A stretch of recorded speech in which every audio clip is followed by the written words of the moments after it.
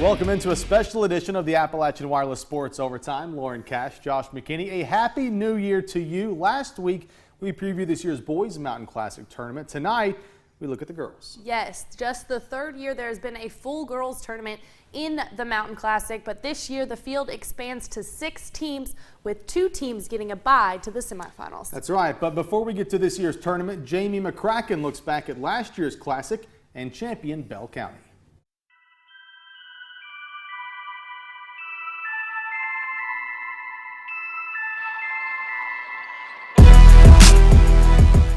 Night 1 of the 2015 WYMT Wayne Supply Mountain Basketball Classic. We are ready to tip off the Mountain Classic for the 28th time in history.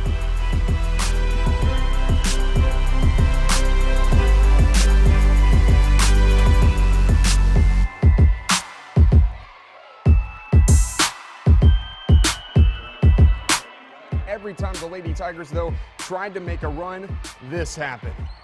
Jess Sanders knocking down one. She joins the three-point party. Sanders with 6, and number 1 Bell County rocks Clay tonight, 70-38.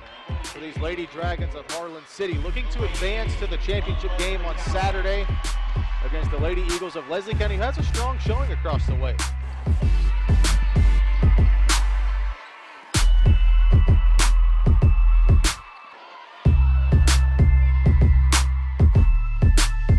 Marches on to the championship game. Loser will take on Clay County for 3rd place. A second left to decide this one, Josh. Combs the inbounder. Here we go. They set a play up for more in the corner. She lets it go. Go! At the buzzer, Katie Moore. Katie, you're kidding me. Well, my mindset was there's 0.9 seconds. I need to catch the ball, and this shot is going in. I said, I'm not losing this game. I'm going to the championship. Back at Combs Arena, the Clay County Lady Tigers in at 11-4 on the season, getting set to take on the Lady Dragons of Harlan at 8-7. Clay County, of course, fell to Bell County in the opening round. Harlan, a tough defeat against Leslie County. Leslie County and Bell County will play for the girls' championship of the Mountain Classic on Saturday. This one's for 3rd place. And we go 5 seconds for JC. Into traffic, finds Woods. Oh! Game winner! What a way to end the game. Cotton drives, she dishes it off to Woods. That's your ball game, 43-41. Shake hands. Wow. Clinch 3rd place in the Mountain Basketball Classic. That may have been the best game yet. Final night of the Mountain Classic down at Perry Central. Which means championship night.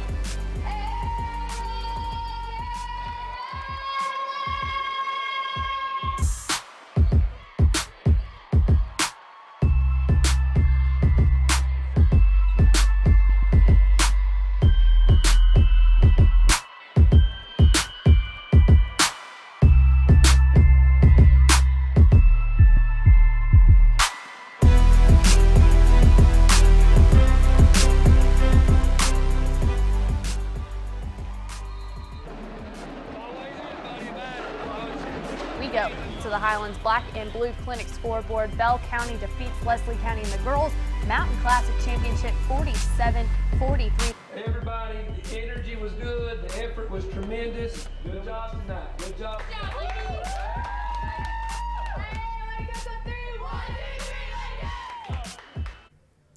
Here's a look at last year's all-tournament team on the girls' side. Jordan Brock of Harlan, JC Cotton of Clay County, Leslie County teammates Brooke Asher and Katie Moore, and Bell County Lady Cat Katrina Johnson.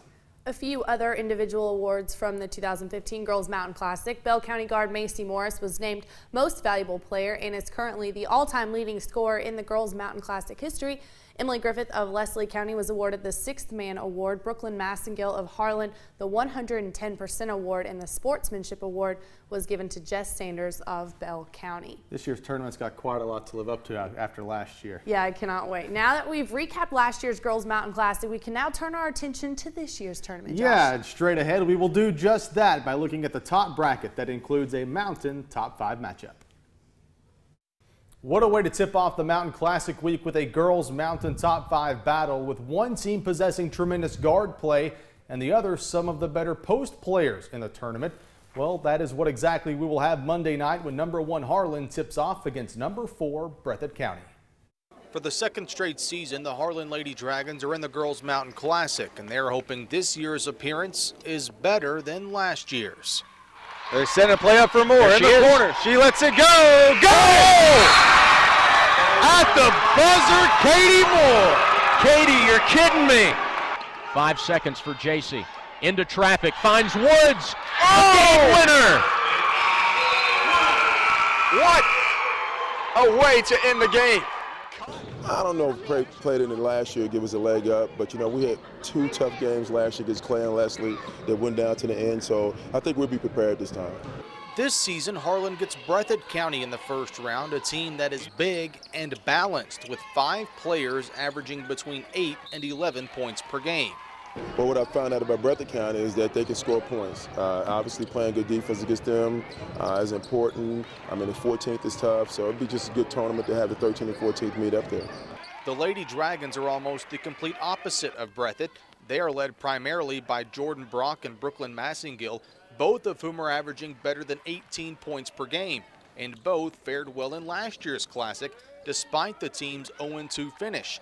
Brock, Massingill, and the rest of the Lady Dragons are happy to be once again included in the Classic field. Last year was a great opportunity and a great experience for the girls. It was the first year we had been there since I've been here, and I think probably this one of the first years they had the girl tournament. So we appreciate it, we're proud to get the opportunity, and we'll be glad to go back this year. A winless performance last season, Harlan knows it has a chance to notch its first Mountain Classic victory and even its first Classic championship. That would be an honor, obviously, to win that. Being a small school like we are, having an opportunity to play in it and get a chance to win it would be great. Top-ranked Harlan and number 4 Breathitt County will get the Girls Mountain Classic started on Monday, January 4th at 6:30 when they tip off in the opening round. Harlan, making its second straight appearance in the tournament, has an 0-2 record. Breathitt County is making its Mountain Classic debut. This will be the first meeting between the 2 programs since February of 2012. In the 2 years we've had the girls bracket in the Mountain Classic, the Bell County Lady Cats have taken home the trophy. Now heading into the 3rd year with 6 girls teams participating, Bell County has earned themselves a first round bye. Here's a look at their performances over the past 2 seasons. Even though the Girls Mountain Classic history book is only 2 seasons long, the Bell County Lady Cats have taken up quite a bit of space.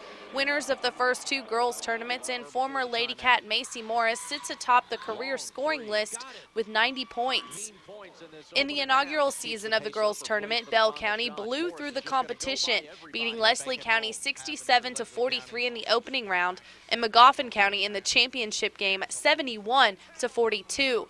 The Lady Cats as a whole shot better than 50% from the field in the championship game. Bell County went on to finish the season 25-5. The 2015 Girls Mountain Classic featured 4 teams ranked in the Mountain Top 10. And in the opening round, Bell County met up with Clay County. The Lady Cats took care of business, beating the Lady Tigers by 32 points, setting up a Leslie County-Bell County matchup in the championship game. It was a back-and-forth game, but Bell pulled out the 4-point victory to go back-to-back Mountain Classic champions. Macy Morris won MVP in both of Bell County's Mountain Classic championship runs. The Lady Cats finished the 2015 season as the 13th region champs and made an appearance in the state tournament at Diddle Arena. Now, looking ahead to this season's Mountain Classic, the Lady Cats have a first-round bye and face the winner of Harlan Independent and Breathitt County on Tuesday, January 5th. That tip time is set for 5 o'clock from Knott County Central High School.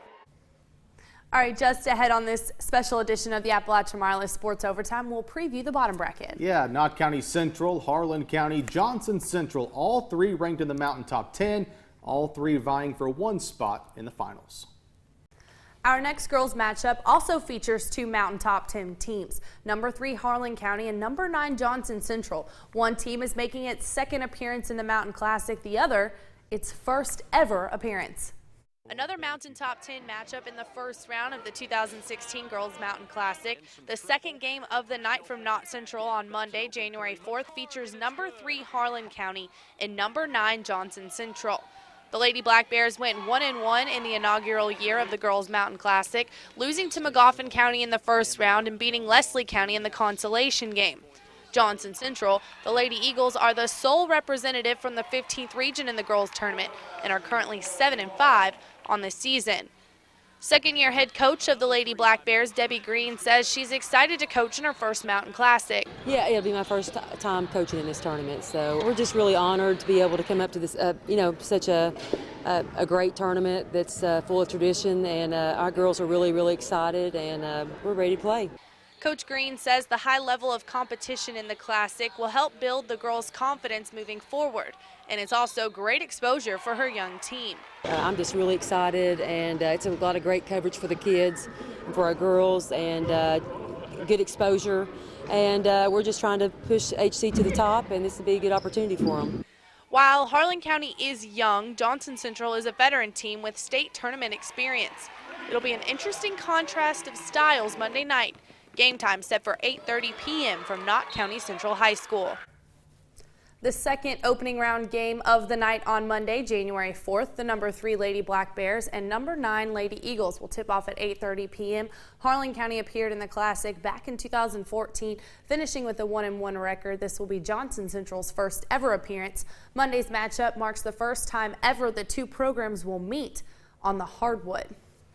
Well, the winner of the Harlan County Johnson Central game will play on Wednesday, January 6th at 5 p.m. against the home team, the Knott County Central Lady Patriots. Knott head coach Jeff Honeycutt is just the 4th coach to coach a boys and girls team in the Classic, but his last appearance came back in 2004 with the Knott Central boys. Jamie McCracken previews the Lady Patriots in this year's Girls Mountain Classic.